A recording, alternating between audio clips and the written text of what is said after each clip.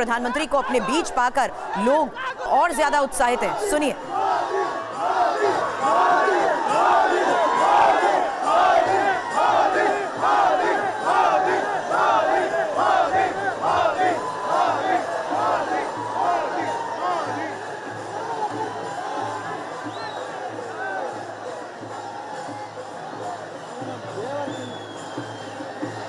तो बेंगलुरु में प्रधानमंत्री के इस रोड शो की शुरुआत हो चुकी है, जहां पर देखिए लोगों का अभिवादन स्वीकार करते हुए, हाथ वेव करते हुए प्रधानमंत्री का ये काफिला आगे बढ़ रहा है। बेंगलुरु में प्रधानमंत्री नरेंद्र मोदी का ये रोड शो और लहराता हुआ ये तिरंगा।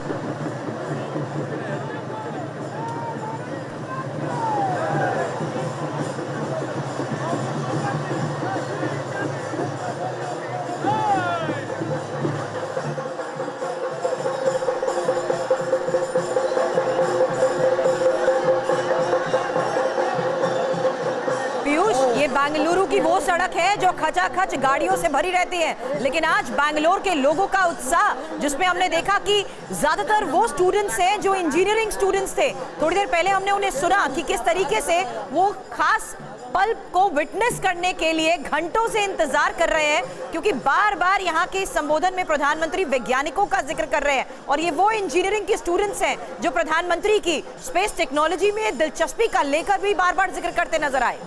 बिल्कुल सुरभि, देखिए सबसे अहम बात यह है कि पिछले 70 सालों का अगर आप इतिहास देखें अंतरिक्ष विज्ञान का, तो जो भारत ने कारनामा कर दिखाया है और जिस कीमत पर कर दिखाया है वो अभूतपूर्व है, और प्रधानमंत्री नरेंद्र मोदी के नेतृत्व में ये कारनामा हुआ है। और प्रधानमंत्री नरेंद्र मोदी वैसे भी जनता के बीच बहुत पॉपुलर हैं, बहुत ही प्रख्यात नेता हैं, और उनकी ओजस्वी वाणी लोगों में ऊर्जा भर देती है और लोगों से वो सीधे तौर पर इंटरैक्ट होते हैं, और यही वजह है कि वो लोगों से मिलते हुए जा रहे हैं इसरो वैज्ञानिकों से मिलने, ताकि वहाँ पर वो प्रोत्साहन बढ़ा सकें वैज्ञानिकों का, और भविष्य के जो मिशन हैं वो भी कामयाब हों। सबसे अहम बात यह है कि इसरो का जो सम्मान बेंगलुरु में है वो किसी भी और संस्थान का इस तरीके से रिगार्ड शायद आपको देखने को नहीं मिलेगा। अगर आप किसी भी वाहन चालक को या टैक्सी ड्राइवर को या किसी भी तरह से आप जाना चाहते हैं इसरो के किसी भी स्टेशन पर, वहाँ पर 4 प्रमुख स्टेशन हैं, जिनमें से स्ट्रैक और इसरो का मुख्यालय 2 सबसे प्रमुख हैं। उन 2 स्टेशंस को लेकर के आप कह देंगे कि आप कमांड सेंटर चलिए, आप सिर्फ इतना बता दें कि आप इसरो के कमांड सेंटर जाना चाहते हैं, आपको स्वतः कोई भी कैब वाला या टैक्सी वाला या रिक्शा वाला या कोई भी व्यक्ति आसानी से पहुंचा देगा या फिर रास्ता बता देगा। जबकि अगर अंतरिक्ष भवन आप जाना चाहते हैं, जो इसरो का मुख्यालय है, उसके बारे में आप जानना चाहेंगे तो भी लोग बता देंगे। और बड़े पैमाने पर वहां पर इंजीनियरिंग के छात्र हैं और स्पेस साइंस से जुड़े लोग बड़े पैमाने पर रहते हैं। और पीयूष थोड़ा सा आपको रोक रहे हैं, बेहद ही खास तस्वीरें जहां पर ये देखिए वेव करते हुए प्रधानमंत्री नरेंद्र मोदी नजर आ रहे हैं, कैसे अपनी गाड़ी के से बकायदा बाहर है वो, और जो लोग उनको देखना चाहते हैं प्रधानमंत्री को, तो उन्हें बिल्कुल निराश नहीं करे। और ये उत्सुकता देखिए किस कदर है कि एक झलक पाने के लिए हजारों की संख्या में लोग इकट्ठा है, और उनको निराश ना करते हुए प्रधानमंत्री खुद गाड़ी से बाहर नजर आ रहे हैं, हाथ वेव कर रहे हुए। और ये अपने आप में एक बड़ा मैसेज भी है, और ये बता रहा है कि प्रधानमंत्री खुद कितने ज़्यादा उत्सुक थे बेंगलुरु आने के लिए, और ये दर्शाता हुआ भी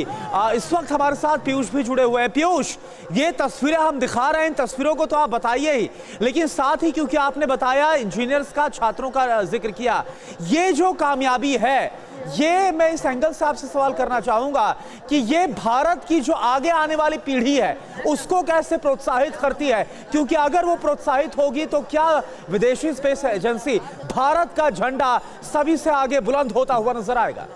बिल्कुल, देखिए सबसे अहम बात यही है कि जिस तरह का कारनामा इसरो ने कर दिखाया है वो पिछले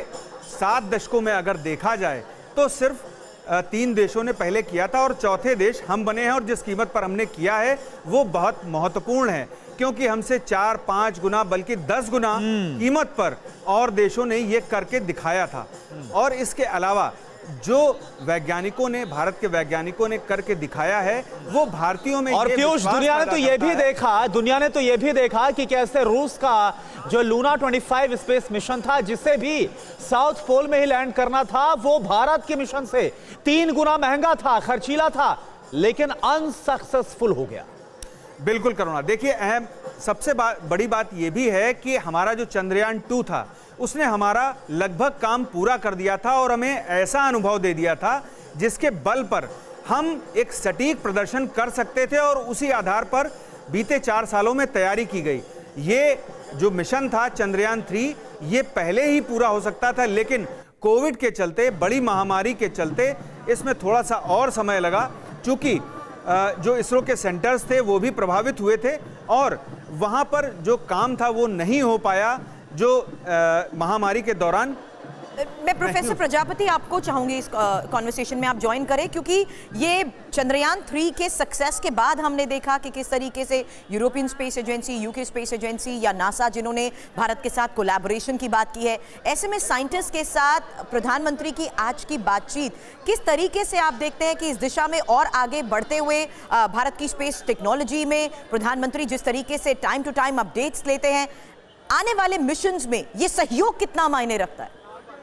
जी देखिए, अगर नासा में हम देखें तो हमारे काफ़ी जो स्पेस साइंटिस्ट नासा में काम करते हैं, और भारत की जो स्पेस एजेंसी है और जो रिसर्च इंस्टीट्यूट है उसका नासा और यूरोपियन एजेंसी के साथ में काफ़ी कोलैबोरेशन है पहले से।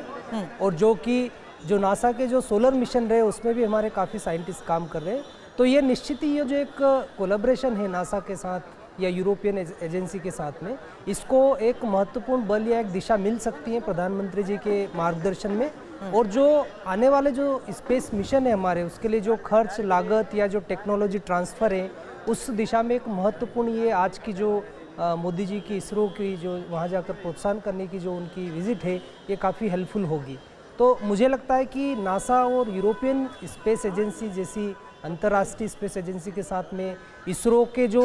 प्रोजेक्ट चल रहे हैं, उनको और आगे बढ़ाने में गति मिलेगी। बिल्कुल। और देखिए, क्या ये तस्वीरें तो हम दिखा ही रहे हैं, और लेकिन जो प्रधानमंत्री की तरफ से इससे पहले अपने संबोधन में एक बड़ी अच्छी बात कही गई, एक लाइन दी गई, जय विज्ञान जय अनुसंधान। इससे आपको क्या लग रहा है, क्या अभी तक जो रफ्तार थी हमारे स्पेस मिशन की, क्या इस लाइन के सामने रखने के बाद वो रफ्तार और कई गुना तेज होने वाली है, हम काफ़ी आगे जाने वाले हैं? जी, ना सिर्फ स्पेस साइंस में, मैं आपको ये भी बता दूं कि भारत सरकार अभी 7 देशों के साथ में एक अंतर्राष्ट्रीय प्रोजेक्ट पे काम करे, जिसका लक्ष्य हमारा है कि आर्टिफिशियल सन बनाना पृथ्वी पर, जिसका नाम है ईटर या इंटरनेशनल थर्मोन्यूक्लियर एक्सपेरिमेंटल रिएक्टर, यानी सक्सेसफुल फ्यूजन को पृथ्वी पर करना, जिसको आर्टिफिशियल सन कहा जाता है। तो हमारा भारत देश 7 अग्रणी देशों के साथ उस प्रोजेक्ट पर भी काम कर रहा है, जिसकी लागत लगभग $60 बिलियन है। तो ना सिर्फ हम स्पेस साइंस में, बल्कि हम चाहते हैं कि हम अभी आदित्य 11 के द्वारा सूर्य तक जा रहे हैं। हमारा अगला जो मिशन है जिस पर हम काम करें, उसमें पृथ्वी को सूरज पर उतारना भी है, जिसमें जो ईटर इंटरनेशनल प्रोजेक्ट है उसमें हमारी महत्वपूर्ण भागीदारी है, और हमारे जो वैज्ञानिक है वो इस तकनीक में काफी महत्वपूर्ण। इसी भागीदारी के तहत पीयूष, मैं आपसे इस स्पेस साइंस के पीछे की जियोपॉलिटिक्स और इकोनॉमिक्स को भी समझना चाहूंगी। सुरभि, देखिए, सबसे जरूरी बात यह है कि जो स्पेस साइंस है उसको सरकार किस तरह से प्रमोट कर रही है। एग्जैक्टली। तो सरकार ने पिछले 5 सालों में जो एक तरह से ये कहा जाए कि अनुमान ये लगाया कि 2047 तक हम $100 बिलियन का मार्केट क्रिएट करेंगे स्पेस साइंस को लेकर के, और जबकि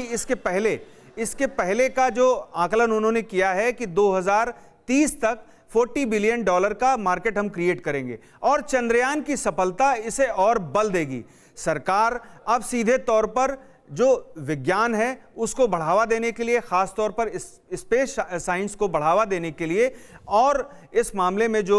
कोष जारी करना है वो जारी करेगी, और जो प्रोजेक्ट्स हैं जो कई बार सीधे तौर पर कोष की वजह से रुक जाते थे या लटके रहते थे, उस पर भी सरकार सीधे तौर पर खर्च करेगी और उनको तेज करेगी। साथ ही जो प्राइवेट कंपनियां हैं उनके साथ में जो इसरो है वो अपने प्रोजेक्ट साझा कर सके, जो उनको लेकर के भी सरकार पूरी रणनीति बनाएगी।